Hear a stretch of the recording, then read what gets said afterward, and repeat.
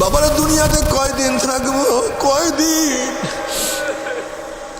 তুমি কি দেখো না যারা সারাদিন আড্ডা মারে তাদের দিন চলিয়া যায়, যারা নামাজ পড়ে তাদেরও দিন চলিয়া যায়, যারা সারাদিন গানের মধ্যে লিপ্ত তাদেরও সূর্য ডুবে, আর যারা জিকিরের মধ্যে লিপ্ত তাদেরও সূর্য ডুবে, যারা সারা রাত্র ইবাদতের মধ্যে লিপ্ত তাদেরও সূর্য উদয় হয়, আর যারা সারা রাত্র গুনার মধ্যে লিপ্ত তাদের জন্য সূর্য উদয় হয়। তুমি কি জানো যারা আমার মাওলাকে রাজি খুশি করিয়া কবরে যাইবে, জনাব মুহাম্মদ রাসূলুল্লাহ সাল্লাল্লাহু আলাইহি ওয়াসাল্লাম রওজার সাথে সুরাক হয়ে যাবে, রাস্তা হয়ে যাবে। বলবে মান হাজার রজুল, চেন ওই ব্যক্তিকে। যুবক দেখবে নবীর মাথার সাথে তার মাথার মিল, নবীর চেহারার সাথে তার চেহারার মিল, নবীর পোশাকের সাথে তার পোশাকের মিল, নবীর দলের সাথে তার দলের মিল, নবীর নীতি আদর্শের সাথে তার নীতি আদর্শের মিল, নবীর সাথে তার নেতার মিল। অমনি বলবে যে আমার নবী জনাবে মুহাম্মদ রাসূলুল্লাহ সাল্লাল্লাহু আলাইহি ওয়াসাল্লাম। আল্লাহ তোমার নবীকে চেনার তৌফিক দিয়ে দিও, আল্লাহ তোমার নবীকে চেনার তৌফিক দিয়ে দিও আল্লাহ। অমনি আমার মাওলা ডাক দিয়ে আমার সাদাকা দিয়ে আমার বন্যা সত্য কথা বলছে, ওয়াফরুশুল ফরাশা মিনাল জান্নাহ ওয়ালবিসু মিনাল জান্নাহ। আমার বন্দা বান্দির গার মধ্যে জান্নাতের পোশাক লাগাইয়া দে, জান্নাতের বিছানা বিছাইয়া দে, জান্নাতের নাজ নিয়ামতের গোটা কবরটাকে ভরিয়া দে। আল্লাহ কবুল করিয়া নাও। বাবারা আমার ফের রাগ করিও না, তুমি তোমার কবরে রওনা করছো, আমি আমার কবরে রওনা করছি। তুমি তোমার প্রশ্নের জবাব দিবা মান রব্বুকা, তুমি তোমার প্রশ্নের জবাব দিবা মা দীনুকা, তুমি তোমার প্রশ্নের জবাব দিবা মা নবী ও মান নবিয়ুকা। আল্লাহ না করুক, আল্লাহ না করুক, যদি প্রশ্নের জবাব দিতে নাই পারো, কবরের দুই পাশের মাটি এত জোরে চাপ মারবে, চাপের সুরে এক পাজরে হাঁটি আর এক পাজরে লাগাইয়া ফেলাইবে। যদি জবাব দিতে না পারো গোটা কবরটাকে না আগুনে ভরিয়া দেবে। আল্লাহ মাফ করিয়া দাও। আযাবুল কবরে হক, কোন কবরে আযাব সত্য, কোনো সন্দেহ নাই। তুমি কি বাবা ওই হাদিস দেখো না, জনাবে মুহাম্মদ রাসূলুল্লাহ সাল্লাল্লাহু আলাইহি ওয়াসাল্লাম জান্নাতুল বাকির মধ্যে ঘোরেন আর কবরবাসী দেখতে আছেন। কোন কবরবাসীর অবস্থা কি? এক কবরের কিনারে গিয়া দেখেন কবরের মধ্যে আযাব চলতে আছে। নবী আলাইহিস সালাতু ওয়াস সালাম কবরের কিনারে দোয়া করা শুরু করলেন, কিন্তু যতই দোয়া করেন দোয়া কবুল হয় না। আল্লাহ পাক ডাক দিয়ে বলে আমার হাবিব গো, গোটা নবীরা দোয়া করলো, আমি তোমাদের দোয়া কবুল করব না। নবী আলাইহিস সালাতু ওয়াস সালাম বলেন মাওলা কেন আমাদের দোয়া কবুল করবা না? আল্লাহ পাক বলেন যতক্ষণ পর্যন্ত কবরবাসীর মা তাকে মাফ না করবে ততক্ষণ পর্যন্ত আমি তোমাদের দোয়া কবুল করব না। হে আমার যুবক বাবারা, মুরব্বী বাবারা, যারা বাপ মার সাথে বেয়াদবি করো খবরদার, বাপ মা না মাফ করলে উপায় হবে না। যারা বাপ মার সাথে বেয়াদবি করছো আজকে রাত্রে গিয়েই তাদের পাও জড়াইয়া ধরবা, তাদের পাও জড়াইয়া কান্না কেটে করবা, মা ও আমার বাবা, যতক্ষণে মাফ না করবেন পাও ছাড়বো না। ওয়াদা করলাম আর কোনোদিন বেয়াদবি করবো না। আল্লাহ তুমি মাফ করিয়া দিও। যাদের বাপ মা মারা গেছে কবরের কিনারে গিয়া বারবার জিয়ারত করো, বেশি বেশি দান সদকা করতে থাকো।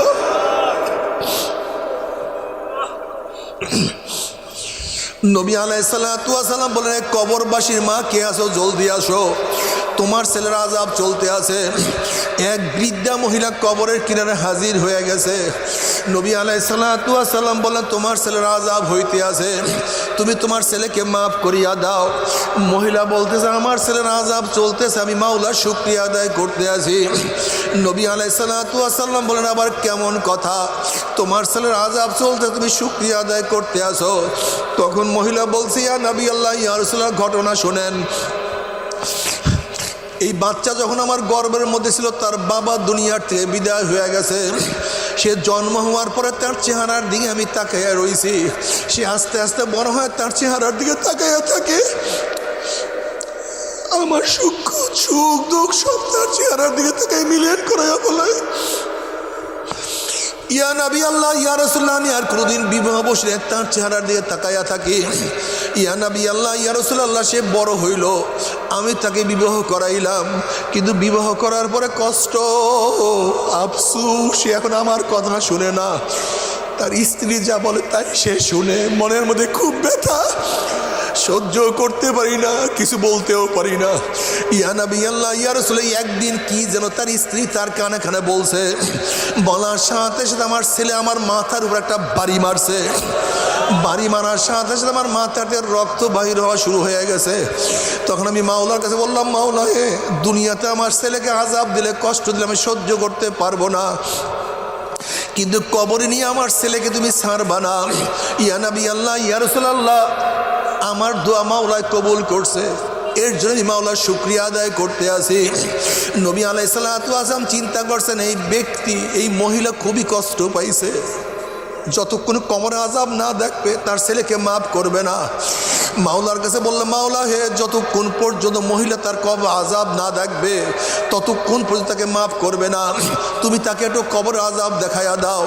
যখনই ওই মহিলা কবর আযাব দেখা শুরু করছে, এখন চিল্লার বলে, ইয়া নবী আল্লাহ, ইয়া রাসূলুল্লাহ, আমি আমার ছেলেকে মাফ করিয়া দিলাম, মাফ করিয়া দিলাম। ইয়া নবী আল্লাহ, আযাব তো কেউ সহ্য করতে পারে না, আমার ছেলের শরীরের সমস্ত চামড়া খুলিয়া ফেলানো হয়েছে, গোটা কবরটা জাহান্নামের আগুনে ভরিয়া গেছে।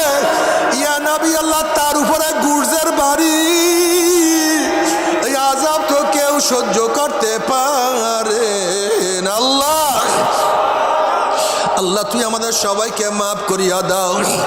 এর জন্য আমার যুবক বাবার, আমার মুরব্বী বারা, খবরদার, বাবা মার সাথে বেয়াদবি করিও না। বাবা মার সাথে বেয়াদবি করলে কোনো উপায় হবে না। এই কবরের মধ্যে হাজার হাজার হাজার হাজার বছর থাকতে হবে, এরপরে কিয়ামতের ময়দান। আল্লাহ, তুই আমাদের সবাইকে মাফ করিয়া দাও।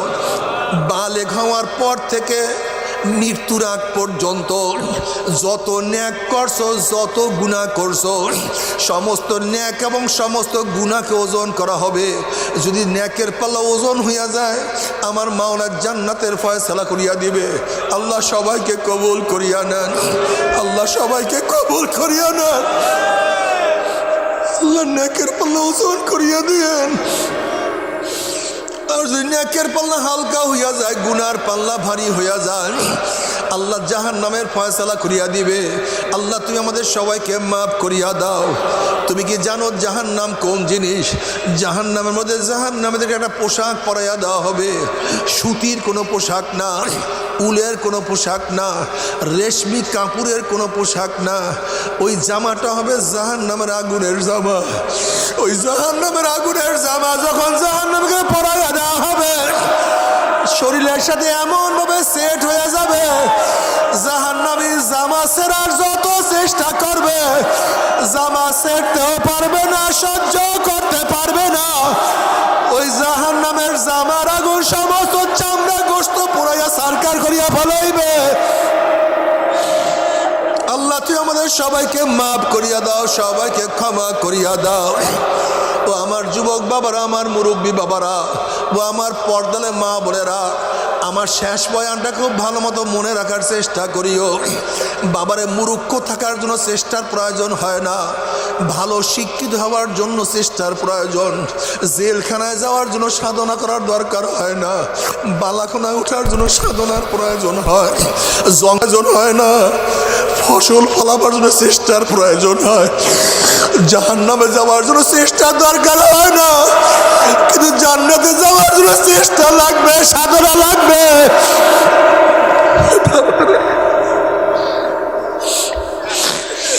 জান্নাতে যাওয়ার জন্য সাধনা লাগবে, চেষ্টা লাগবে। সাধনা ব্যতীত কেউ মাওলার জান্নাতে যাইতে পারবে না। আল্লাহ, তবে মুমিন মুসলমান বলতে সবাই মনে চায় গুনার থেকে ফিরিয়া নেক আমল করিয়া মাওলার জান্নাত, কিন্তু সবাইরই যাইতে মনে চায়। গুনাহ নিয়া মাওলার জাহান্নামে কাউরি কিন্তু যাইতে মনে চায় না।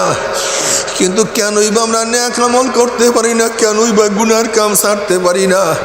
এর মূল কারণ হলো আপনার এবং আমার পিছনে নফস এবং শয়তান লাগিয়া রয়েছে। এই নফস এবং শয়তান থেকে ফেরার জন্য যে কোনো একজন হক্কানি আল্লাহর ওলির হাতে হাত দিতে হবে রে বাবা। খবরদার, বর্তমান জমানায় পীর মুরিদের নামে ভেজাল, ব্যবসা, দলাদলি, হিংসা, হাসাদে পরিণত হয়ে গেছে। সমস্ত আল্লাহর ওলির একমত যেই পীরের 5 জন মুরিদের মধ্যে কমপক্ষে 3 জনকে দেখবেন আলহামদুলিল্লাহ সুন্নাত মাফিক আমল আখলাক মজবুত হয়ে যাইতে আছে, গুনার কাম ছাড়তে আছে, নেকের আমল ধরতে আছে, কলব নরম হইয়া চোখে পানি আসতে আছে। বৃক্ষতর নাম কি, ফলে পরিচয়। আমি চরমোনাই বুঝি না, চরমোনার দাওয়াত প্রশংসা প্রচার প্রসার করার জন্য আসিনে রে বাবা। চরমোনাই যাওয়ার তোমার কোনো দরকার নাই, কোনো দরকার নাই, কোনো দরকার নাই। তুমি যার কাছে গিয়া পারো গুনার কাম সারো, নেকের আমল ধরো, কলব নরম করিয়া চোখে পানি নিয়া মাওলার কবরে যাইও। যেরকম দুনিয়ার ঘরে আগুন লাগলে পানি ছাড়া নিবানো যায় না, ঠিক তো দ্রুপ তোমার এবং আমার গুনার দ্বারা যেই জাহান্নামের আগুন জ্বলিয়া রইছে, চোখের পানি ও জাহান্নামের আগুন নিবানো সম্ভব না। কাজে বাবা, আমার জন্য দোয়া চাই, আমিও দোয়া করি, সবাই সবার জন্য প্রাণ খুলিয়া দোয়া করো, যেন কিয়ামতের ময়দানে গলাগলি বাদিয়া মাওলা একসাথে জান্নাতে যাওয়ার তৌফিক দিয়া দেয়। কি শুনে, কি শুনে না, মানে কান ভেদ কইরা কলব পর্যন্ত বয়ান পুষে না। এই জন্য এত বয়ান চলে, কোনো বয়ানে কাজ হয় না, বয়ানে কাজ হয়। এত সহজ মনে করছেন জেহেন, এত সহজ, খুব কঠিন মাসালা। যাই হোক, এই নসিহাতের নাম দিন। এই নসিহাতের নাম কি? নসিহাত চলবে, বুঝলে গেছেন এর মধ্যে, নসিহাত চলবে, নসিহাত নাই, দিনও। এর জন্য বেঈমানরা যেন নসিহাত না চলে সেই ব্যবস্থা করতে চায়।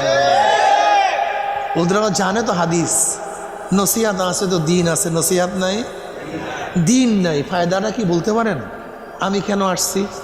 আমার নিয়াত যদি আমি একজনকে নসিহাত করিয়া নামাজ পড়াইতে পারি, ইবাদত করাইতে পারি, ওই ব্যক্তি জিন্দিগিতে যত নামাজ পড়বে যেই পরিমাণে ন্যাক হবে, আমার আমল নামায় মাওলা পাক ওই পরিমাণে ন্যাক লিখে দেবে। এর জন্য আপনারা আসছেন কেন? যদি আল্লাহ পাক রব্বুল আলামিন আমাকে হেদায়েত দিয়া দেন, তাহলে আল্লাহ পাক রব্বুল আলামিন আমার মাধ্যমে যত মানুষকে হেদায়েত দিবেন ওই পরিমাণে ন্যাক আমার আমল নামা লিখে দিবেন। ঠিক আছে না?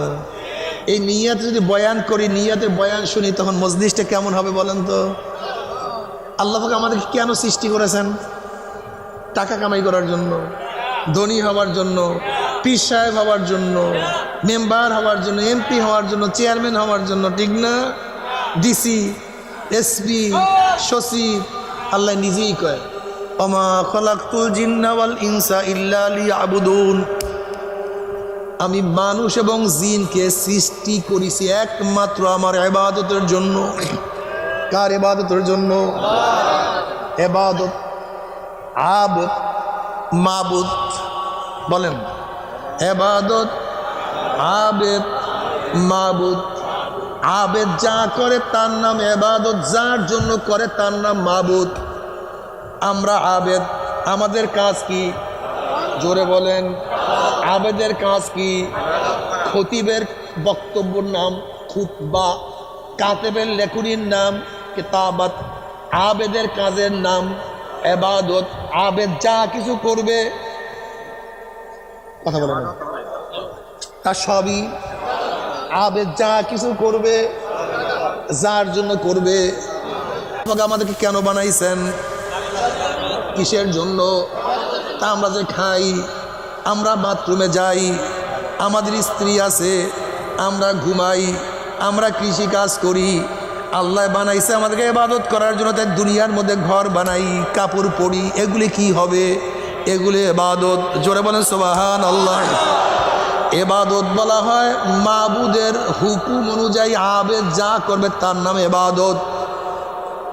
মাবুদের হুকুম অনুযায়ী আবেদ যা কিছু করবে তার নামই ইবাদত। এইটা বুঝাবার জন্য আমি সুন্দর একটা ঘটনা বয়ান করবো। এই ঘটনা বুঝবে ইবাদত কাকে বলা হয়। দুই বন্ধু, এক বন্ধু বিকলাঙ্গ আর এক বন্ধু গরিব, নদীর এপারে ওপারে থাকে। যেই বন্ধু বিকলাঙ্গ সে কাশফের মাধ্যমে জানতে পারছে তার উপারের বন্ধু 3 দিন পর্যন্ত খানা খায় নাই। ওই বিকলাঙ্গ বন্ধু তার স্ত্রীকে বলছে, যাও আমার স্ত্রী, আমার বন্ধু 3 দিন পর্যন্ত খানা খায় নাই, তাকে গিয়া খানা খাওয়াই আসো। স্ত্রী বলতে আছে, আমি নদী কিভাবে পার হব? তার স্বামী বলতে, যাও তুমি নদীর পারে গিয়া বলবা, মাওলা হে, তুমি তোমার ওই বন্দার উসিলায় নদী পার করিয়া দাও, যে 40 বছর পর্যন্ত স্ত্রী ব্যবহার করে নাই। এখন স্ত্রী চিন্তা করতে আছে, সে আমার স্বামী, সে আমাকে ব্যবহার করছে কি করে না সেও জানে, আমিও জানি, তার ঘরে কত সন্তান, অথচ সে বলতে আছে 40 বছর পর্যন্ত সে স্ত্রী ব্যবহার করে নাই। কিন্তু স্ত্রীর আকীদা ছিল, বিশ্বাস ছিল, আমার স্বামী একজন আল্লাহর ওলি। সে নদীর পারে গিয়া বলছে, মাওলা হে, তুমি তোমার ওই বন্ধুর উসিলায় নদী পার করিয়া দাও, যে 40 বছর পর্যন্ত স্ত্রী ব্যবহার করে নাই। আল্লাহর কি কৃষ্ণা, নদীর পানি শক্ত হয়ে গেছে, সে নদী পানি দিয়া চলিয়া গেছে। গিয়া দেখে তার বন্ধু আসলে 3 দিন পর্যন্ত খানা খায় নাই। পর্দার আড়ালে গিয়া তার বন্ধুকে খানা খাওয়াইলো। খানা খাওয়াবার পরে বলতে আছে, আমি এখন কীভাবে নদী পার হব? বলে, তুমি কিভাবে নদী পার হইছ? বলে, আপনার বন্ধু শিখাইয়া দিছে, মাওলা হে, তুমি তোমার ওই বন্ধুর উসিলায় নদী পার করিয়া দাও, যে 40 বছর পর্যন্ত স্ত্রী ব্যবহার করে নাই। এবার তার বন্ধু গিয়া বলতে, যাও তুমি নদীর পারে গিয়া বলবা, আল্লাহ তুমি ওই তোমার ওই বন্ধুর উসিলায় নদী পার করিয়া দাও, যে 40 বছর পর্যন্ত খানা পিনা করে নাই। এবার ওই মহিলা আরও আশ্চর্য হয়ে গেছে, আগে পরে তো খানা খাইছে, খোদ আমার সামনেই মাত্র খানা খাইলো। দেখি এক মিথ্যা বলিয়া নদী পার হইয়া আসছি, আর এক মিথ্যার অবস্থা কি হয়। সে নদীর পারে গিয়া বলছে, মাওলা হে, তুমি তোমার ওই বন্ধুর উসিলায় নদী পার করিয়া দাও, যে 40 বছর পর্যন্ত খানা পিনা করে নাই। আল্লাহর কি কৃষ্ণা, নদীর পানি শক্ত হয়ে গেছে, সে নদী পাড়ি দিয়া চলিয়া গেছে। এবার স্ত্রী গিয়া স্বামীর কাছে বলতেছে, স্বামী, আপনি আমার স্ত্রী, আপনি আপনার স্বামী, আমি আপনার স্ত্রী, আপনি আমাকে ব্যবহার করেন কি করেন না আপনিও জানেন, আমিও জানি, কিন্তু আপনি একটা মিথ্যা শিক্ষা দিয়া দিছেন, যে 40 বছর পর্যন্ত আমাকে ব্যবহার করেন নাই। অথচ মিথ্যা বলার কারণে আমি নদী পাড়ি দিয়া চলিয়াও গেলাম। আপনার বন্ধুতে আগে পরে খানা খাইছে, আবার আমার সামনেও খানা খাইছে, আবার বলছে 40 বছর পর্যন্ত খানা খায় নাই। একটা মিথ্যা বলার কারণে আমিও নদী পাড়ি দিয়া চলিয়ে আসলাম, এর ভেটটা কোথায়? তখন তার স্বামী বলতেছে, আমার স্ত্রী, আমিও মিথ্যা কথা বলি না, আমার বন্ধুও মিথ্যা কথা বলে নাই। আসলে তুমি বাহ্যিক কথা বুঝছো, ভিতরের কথা বুঝো নাই। আমরা 2 বন্ধু 40 বছর আগে পীরের কাছে বয়াত হয়েছি। আমার পীর সাহেব আমাকে বলছে, বাবা যা কিছু করো রেজায় মাওলার জন্য করিও, আল্লাহর সন্তুষ্টির জন্য করিও, আল্লাহর হুকুম পালন করার জন্য করিও। তখন নিয়াত করছে, আল্লাহ পাকের সন্তুষ্ট ব্যতীত, আল্লাহ পাকের হুকুম ব্যতীত আমি কিছুই করব না। হে আমার স্ত্রী, দেখো, আমি তোমার সাথে মেলামেশা করি আমার শারীরিক চাহিদা মিটাবার জন্য নয়, আমার নিজের গরজে নয়, বরং আল্লাহ পাক রব্বুল আলামিন বলছেন, বাশিরুহুন্না, তোমরা স্ত্রী ব্যবহার করো। যদি আল্লাহ পাক রব্বুল আলামিন স্ত্রী ব্যবহার করার হুকুম না করতেন, আল্লাহর কসম নিজের চাহিদা মিটাবার জন্য আমি কোনোদিন বিবাহ করতাম না। আমার কথার ভেদ ছিল, মাওলা হে, তুমি তোমার ওই বন্দার উসিলায় নদী পার করিয়া দাও, যে নিজের চাহিদা মিটাবার জন্য বিবাহ করে নাই, বরং তোমার হুকুম পালন করার জন্য বিবাহ করছে। আমার বন্ধুর কথা ছিল, মাওলা হে, যে নিজের স্বাস্থ্য বাড়াবার জন্য, নিজের হায়াত বাড়াবার জন্য, নিজের পেট পুরাবার জন্য, জবানের স্বাদ বাড়াবার জন্য যে খানা খায় না, বরং তোমার হুকুম পালন করার জন্য খানা খায়। আল্লাহ পাক বলছে, কুলু ওয়াশরাবু, তোমরা খাও এবং পান করো। আমার বন্ধুর কথা ছিল, মাওলা হে, যে নিজের চাহিদা মিটাবার জন্য খানা খায় না, বরং তোমার হুকুম পালন করা, কুলু ওয়াশরাবু, তোমরা খাও এবং পান করো। যদি আল্লাহ পাক রব্বুল আলামিন খাওয়া এবং পান করার হুকুম না করতেন, আল্লাহর কসম শুধু স্বাস্থ্য ভালো করার জন্য আমার বন্ধু কোনো দিন খানা খাইতেন না। তাহলে খানা খাওয়াও ইবাদত, পান করাও ইবাদত, স্ত্রী ব্যবহার করাও ইবাদত। শুধু ইবাদতই না, জনাবে মুহাম্মদ রাসূলুল্লাহ সাল্লাল্লাহু আলাইহি ওয়াসাল্লাম বলছেন, কেউ যদি হালালভাবে স্ত্রীর সাথে মেলামেশা করে তার সওয়াব হয়ে যাবে। সাহাবারা বলছে, ইয়া নবী আল্লাহ, এটা আবার কিসের সওয়াব? কিন্তু আমার কারণে বলেন না, যদি তুমি স্ত্রীর সাথে হালাল ব্যবহার না করতা তাহলে হারাম পন্থায় ব্যবহার করলে এটা গুনাহ হইতো। যেহেতু গুনাহ না করা এইটাই সওয়াব। আমাদের খানাও ইবাদত, পান করা ইবাদত, আমাদের খানাও ইবাদত। আল্লাহ পাক রব্বুল আলামিন কালামে পাকের মধ্যে ফরমান, ইন্না সালাতি ওয়া নুসুকি ওয়া মাহইয়ায়া ওয়া মামাতি লিল্লাহি রাব্বিল আলামিন। আমার জানি ইবাদত, আমার মালি ইবাদত, আমার বাঁচিয়া থাকা, আমার মৃত্যুবরণ করা একমাত্র আল্লাহর জন্য। আমি কেন খানা খাই? আমি খানা না খাইলে দুর্বল হয়ে পড়ব, আমি নামাজ পড়তে পারবো না। আমি খানা না খেলে দুর্বল হয়ে পড়ব, আমি রোজা রাখতে পারবো না। আমার স্বাস্থ্য ভালো না থাকলে অন্যার মোকাবেলা করতে পারবো না। আমার স্বাস্থ্যে শক্তি না থাকলে বেঈমানদের বিরুদ্ধে লড়াই করতে পারবো না। আমি শুধু হাতির মতো, বাঘের মতো স্বাস্থ্য করার জন্য আমি খানা খাই না, বরং আমি খানা খাই বাতিলদের বিরুদ্ধে লড়াই করার জন্য, ওদের মোকাবেলা করার জন্য, ইসলামকে বিজয় করার জন্য, ইসলামকে শক্তিশালী করার জন্য। তুমি ইসলামকে শক্তিশালী করার জন্য, ওদের মোকাবেলা করার জন্য যত লোকমা খানা খাবা, প্রত্যেক লোকমায় খানায় আমার মাওলা পাক তোমাকে ভরপুর সওয়াব দিয়া দিবে। যেহেতু আমার মাওলা পাক রব্বুল আলামিন সব সময় তোমার আমার কলবের দিকে তাকায় আছে। ইন্নাল্লাহা লা ইয়ানজুরু ইলা সুওয়ারিকুম ওয়া আমওয়ালিকুম ওয়ালাকিন ইয়ানজুরু ইলা কুলুবিকুম ওয়া নিয়াতিকুম। আমার মাওলা পাক রব্বুল আলামিন তোমার আমার কলবের দিকে তাকায় আছে। বান্দা এটা কেন করো? বান্দা কেন ঘুমাও? বান্দা কেন খাও? বান্দা কেন হাঁটো? বান্দা কেন কথা বলো? বান্দা তুই কেন বিবাহ শাদী করছো? আমি যদি বিবাহ শাদীর জন্য করি আমার আওলাদ হবে, কিয়ামতের ময়দানে নবী তার উম্মতদেরকে নিয়ে গর্ব করবে, আমার আওলাদ আলেম হবে, আমি মারা যাওয়ার পর আমার জন্য দোয়া করবে, আমার আওলাদ দিনদার হবে, নেককার হবে, কবরের কাছে দাঁড়ায় বলে, মাওলা রে, আমার বাবা আমার জন্য এত সাধনা করছে, এত কষ্ট করছে, আমার বাবা নিজে না খেয়ে আমাকে খাওয়াইছে, আমার বাবা নিজে না পরে আমাকে কত সুন্দর জামা পরাইছে, আমার বাবার পায়ে জুতা ছিল না, আমাকে কত দামি জুতা পরাইছে, বিদেশে থাকিয়া জীবনটাকে শেষ করিয়া ফলাইছে। মাওলা হে, আমার বাবাকে মাফ করিয়া দাও, আমার বাবাকে ক্ষমা করিয়া দাও। তুমি কি হাদিসের ওই ঘটনা দেখো নাই? ওই হাদিস পড়ো নাই?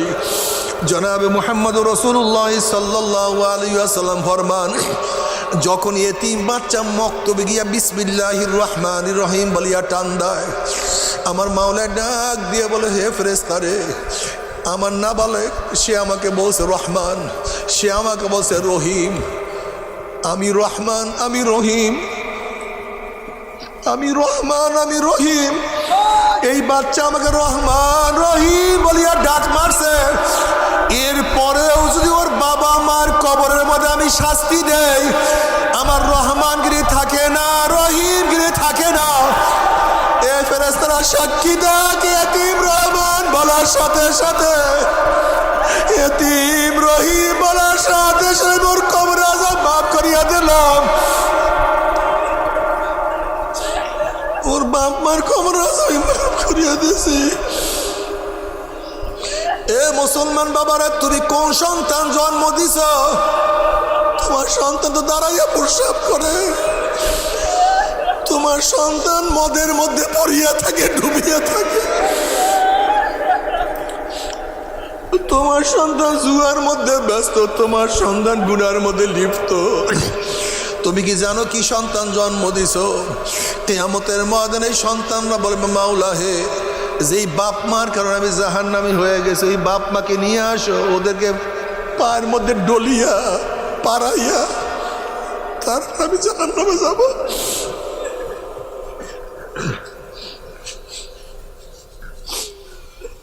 আল্লাহর কসম করিয়া বলিয়া তুইয়া গেলাম, যদি নেককার দিনদার সন্তান তৈয়ার করতে পারো, তুমি কি হাদিসের মধ্যে দেখো নাই জান্নাতীরা যখন জাহান্নামীদের কাতারের মধ্যে থেকে হাঁটতে থাকবে, অমনি জাহান্নামীদের কাতারের মধ্য থেকে জান্নাতীরা বলে, আব্দুল্লাহ ভাই কই যাও? ও আমার ছেলে, তুই কই যাও? তখন ছেলে বলবে, আব্বু আমি তো জান্নাতে যাই।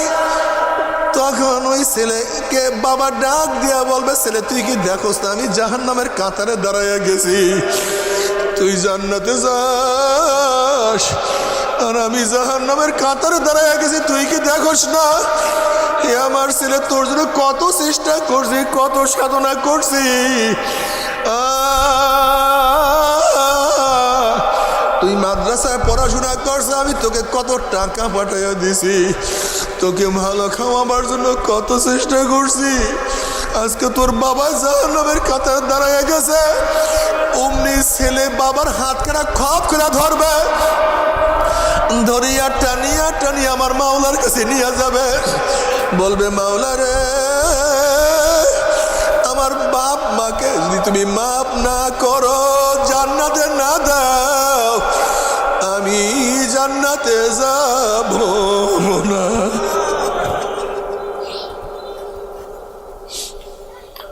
আমার যুবক বাবার, আমার মুরব্বী বাবার, আমার পর্দারা মা বোনেরা, বাবারা দুনিয়াতে কয়দিন থাকবো, কয়দিন? তুমি কি দেখো না যারা সারাদিন আড্ডা মারে তাদের দিন চলিয়া যায়, যারা নামাজ পড়ে তাদেরও দিন চলিয়া যায়, যারা সারাদিন গানের মধ্যে লিপ্ত তাদেরও সূর্য ডুবে, আর যারা জিকিরের মধ্যে লিপ্ত তাদেরও সূর্য ডুবে, যারা সারা রাত্রে ইবাদতের মধ্যে লিপ্ত তাদেরও সূর্য উদয় হয়, আর যারা সারা রাত্র গুনার মধ্যে লিপ্ত তাদের জন্য সূর্য উদয় হয়। তুমি কি জানো যারা আমার মাওলাকে রাজি খুশি করিয়া কবরে যাইবে, জনাবে মুহাম্মদ রাসূলুল্লাহ সাল্লাল্লাহু আলাইহি ওয়াসাল্লামের রওজার সাথে সুরাক হয়ে যাবে, রাস্তা হয়ে যাবে, বলবে মান হাজার রজুল, চেন ওই ব্যক্তিকে।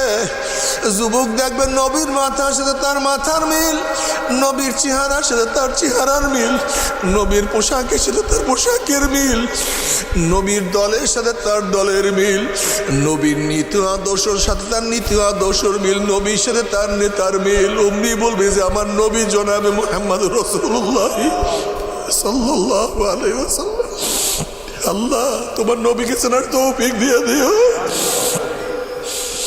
আল্লাহ তোমার নবীকে চেনার তৌফিক দিয়ে দিও আল্লাহ। অমনি আমার মাওলা ডাক দিয়ে আমার সাদাকা দিয়ে আমার বন্ধা সত্য কথা বলছে, ওয়াফরুশুল ফরাশা মিনাল জান্নাহ ওয়াল বিসু মিনাল জান্নাহ, আমার বন্দা বান্দির গায়ের মধ্যে জান্নাতের পোশাক লাগাইয়া দে, জান্নাতের বিছানা বিছাইয়া দে, জান্নাতের নাজ নিয়ামতের গোটা কবরটাকে ভরিয়া দে, আল্লাহ কবুল করিয়া নাও। বাবার আমার ফের রাগ করিও না, তুমি তোমার কবরে রওনা করছো, আমি আমার কবরে রওনা করছি, তুমি তোমার প্রশ্নের জবাব দিবা, মান রব্বুকা, তুমি তোমার প্রশ্নের জবাব দিবা, মা দীনুকা, তুমি তোমার প্রশ্নের জবাব দিবা, মা নবী ও মান নবিয়ুকা।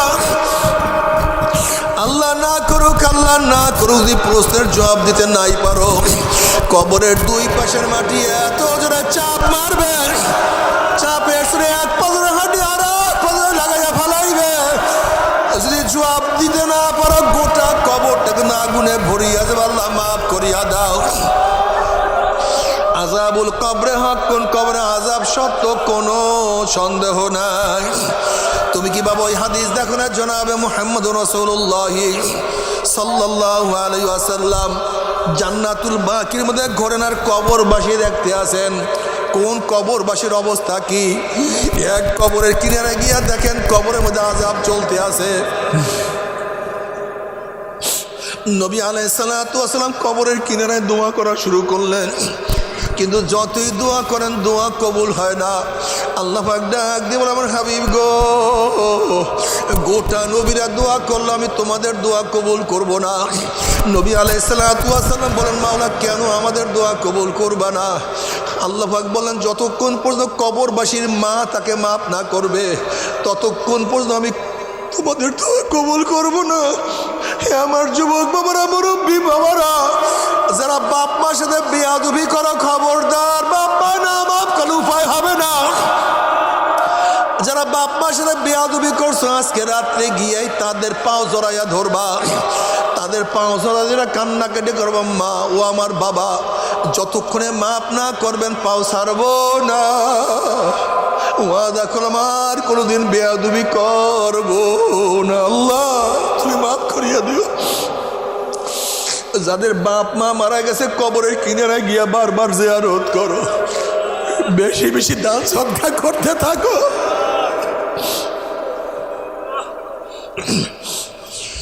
নবী আলাইহিস সালাতু ওয়াস সালাম বলেন কবরবাসীর মা কে আসো জলদি আসো, তোমার ছেলের আযাব চলতে আছে।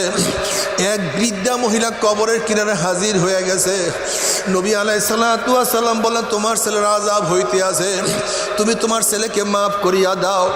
মহিলা বলতেছে আমার ছেলের আযাব চলতেছে, আমি মাওলার শুকরিয়া আদায় করতে আছি। নবী আলাইহিস সালাতু ওয়াস সালাম বলেন আবার কেমন কথা, তোমার ছেলের আযাব চলতে তুমি শুকরিয়া আদায় করতে আসো? তখন মহিলা বলছে ইয়া নবী আল্লাহ ইয়া রাসূলুল্লাহ ঘটনা শোনেন। এই বাচ্চা যখন আমার গর্ভের মধ্যে ছিল তার বাবা দুনিয়ার থেকে বিদায় হয়ে গেছে। সে জন্ম হওয়ার পরে তার চেহারার দিকে আমি তাকাইয়া রয়েছি। সে আস্তে আস্তে বড় হয় তার চেহারার দিকে তাকাইয়া থাকে।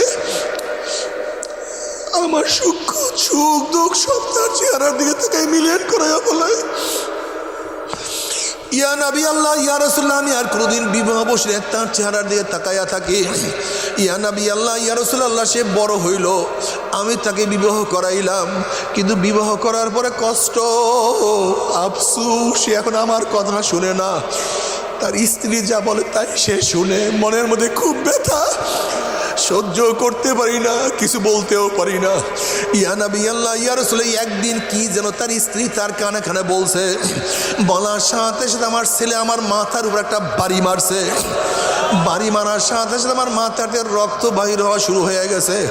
তখন আমি মাওলার কাছে বললাম মাওলা হে দুনিয়াতে আমার ছেলেকে আযাব দিলে কষ্ট দিলে আমি সহ্য করতে পারবো না, কিন্তু কবরে নিয়ে আমার ছেলেকে তুমি ছাড়বা না। ইয়া নবী আল্লাহ ইয়া রাসূলুল্লাহ আমার দোয়া মাওলা কবুল করছে, এর জন্য মাওলার শুকরিয়া আদায় করতে আসি। নবী আলাইহিস সালাতু ওয়াস সালাম চিন্তা করছেন এই ব্যক্তি এই মহিলা খুবই কষ্ট পাইছে, যতক্ষণ কবরে আযাব না দেখবে তার ছেলেকে মাফ করবে না। মাওলার কাছে বললাম মাওলা হে যতক্ষণ পর্যন্ত মহিলা তার কবর আযাব না দেখবে ততক্ষণ পর্যন্ত তাকে মাফ করবে না, তুমি তাকে একটু কবরে আযাব দেখাইয়া দাও। যখনই ওই মহিলা কবরে আযাব দেখা শুরু করছে এখন চিল্লার বলে ইয়া নবী আল্লাহ ইয়া রাসূলুল্লাহ আমি আমার ছেলেকে মাফ করিয়া দিলাম, মাফ করিয়া দিলাম। ইয়া নবী আল্লাহ আযাব তো কেউ সহ্য করতে পারে না, আমার ছেলের শরীরের সমস্ত চামড়া খুলিয়া ফালানো হয়েছে, গোটা কবরটা জাহান্নামের আগুনে ভরিয়া গেছে।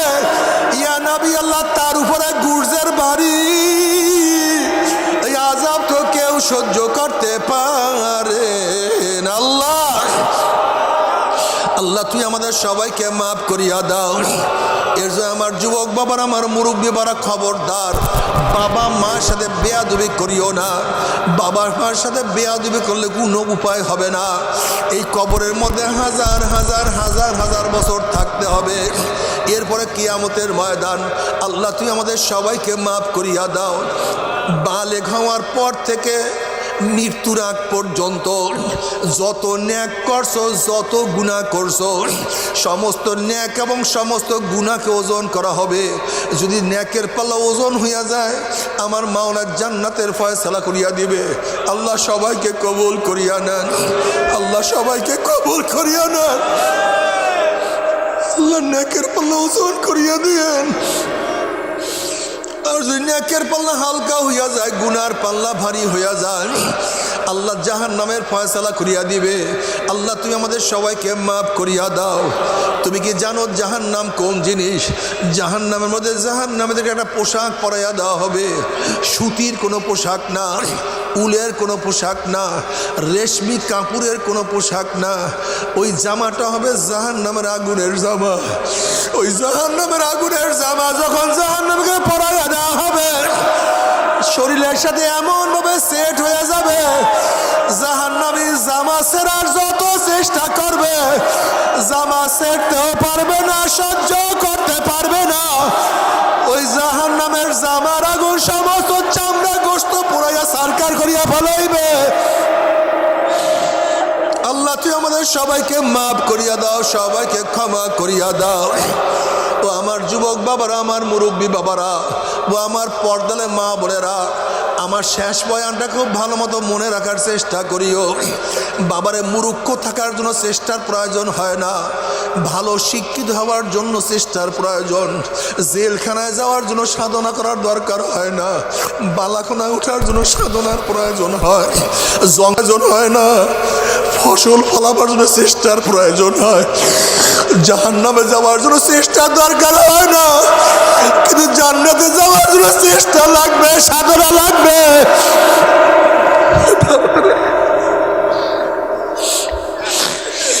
জান্নাতে যাওয়ার জন্য সাধনা লাগবে, চেষ্টা লাগবে।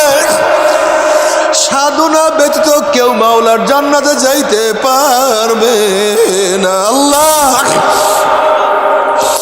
তবে মোমেন মুসলমান বলতে সবাই মনে চায় গুনার থেকে ফিরিয়া নেক আমল করিয়া মাওলার জান্নাত কিন্তু সবাইরই যাইতে মনে চায়। গুনাহ নিয়া মাওলার জাহান্নামে কাউরি কিন্তু যাইতে মনে চায় না। কিন্তু কেনই বা আমরা নেক আমল করতে পারি না, কেনই বা গুনার কাম ছাড়তে পারি না? এর মূল কারণ হলো আপনার এবং আমার পিছনে নফস এবং শয়তান লাগিয়া রয়েছে। এই নফস এবং শয়তান থেকে ফেরার জন্য যে কোনো একজন হক্কানি আল্লাহর ওলির হাতে হাত দিতে হবে রে বাবা। খবরদার, বর্তমান জমানায় পীর মুরিদের নামে ভেজাল, ব্যবসা, দলাদলি, হিংসা, হাসাদে পরিণত হয়ে গেছে।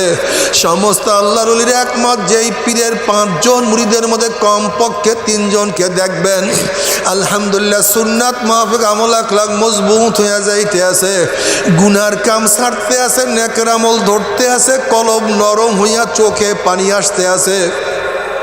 বৃক্ষতর নাম কি, ফলে পরিচয়। আমি চরমোনাই বুঝি না, চরমোনার দাওয়াত প্রশংসা প্রচার প্রসার করার জন্য আসিনি রে বাবা। চরমোনাই যাওয়ার তোমার কোনো দরকার নাই, কোনো দরকার নাই, কোনো দরকার নাই। তুমি যার কাছে গিয়া পারো গুনার কাম সারো, নেকের আমল ধরো, কলব নরম করিয়া চোখে পানি নিয়া মাওলার কবরে যাইও। যেরকম দুনিয়ার ঘরে আগুন লাগলে পানি ছাড়া নিবানো যায় না, ঠিক তদ্রুপ তোমার এবং আমার গুনার দ্বারা যেই জাহান্নামের আগুন জ্বলিয়া রইছে, চোখের পানি ও জাহান্নামের আগুন নিবানো সম্ভব না। কাজে বাবা আমার জন্য দোয়া চাই, আমিও দোয়া করি, সবাই সবার জন্য প্রাণ খুলিয়া দোয়া করো, যেন কিয়ামতের ময়দানে গলাগলি বাঁধিয়া মাওলা একসাথে জান্নাতে যাওয়ার তৌফিক দিয়া দেয়। আল্লাহুম্মা আমিন, আল্লাহুম্মা আমিন। আমার পর্দালে মা বোনেরা 2 হাত তুলিয়া মাওলার দরবারে কান্দো আর মাওলার কাছে মাপ চাও।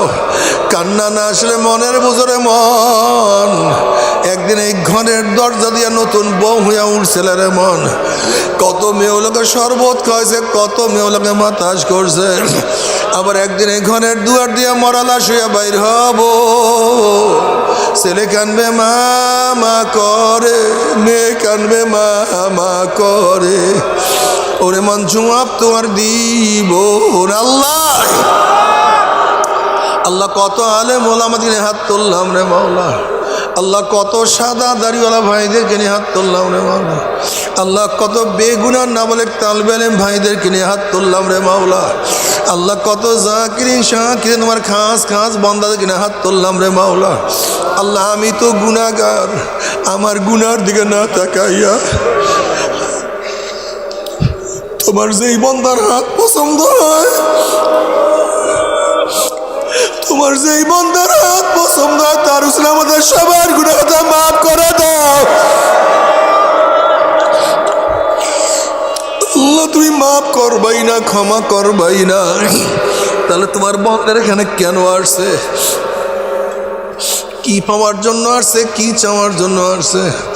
আমরা দুনিয়া পাওয়ার জন্য আসি নাই, দুনিয়া চাওয়ার জন্য আসি নাই, দুনিয়ার বিপদে পড়িয়াও আসি নাই।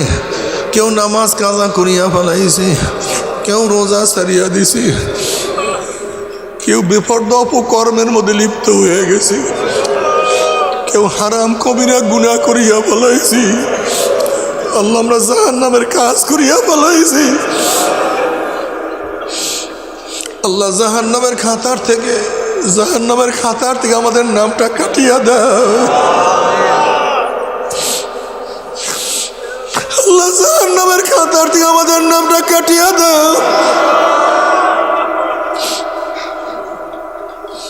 আল্লাহ জান্নাতুল ফেরদাউসের মধ্যে আমাদের নামটা উঠায় নাও। আল্লাহ আমার যুবক বাবাদেরকে কবুল করিয়া নাও।